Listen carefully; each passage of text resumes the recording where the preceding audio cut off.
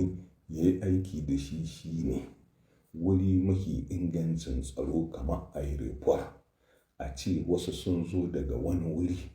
sun shigo a cikin shi sun aikata abin da rayuwarsu take so har cikin baza a yariyan san in to tambayar da ya kamata kowa shi azama kan shi ina ne aka samu defiance. Marmakin cani da shi da kumbaganin shi su zamna su yi karatun ta natsu a tabbatar da ina ne aka samu matsala, menene abu bai yi aikin da an nashi ba, sai kawai suka shiga cikin farfaganda irin na banza da wuki. Alhali daga ƙasa cani shine babban maƙiyan wannan ƙasa game da al'ummata, kuma shine babban maƙiyin jami'an tsaro FDS kinmu masu albarka, saboda yana nan sannu a hankali daga ƙasa-ƙasa yana ƙoƙarin ya wargaza su, ya azana shi waɗanda ba su jin magana kowa sai shi, ya mai da komi ƙarƙashin kulawar GP da kuma ma'aikata ta DGDSA.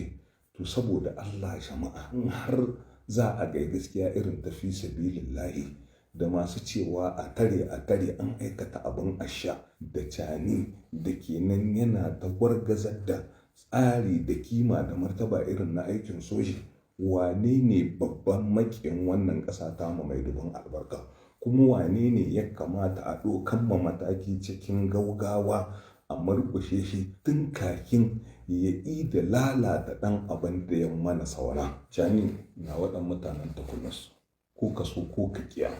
ƙarfi baya ikon jama'a, musamman ma a cikin wannan zamani da muke ciki.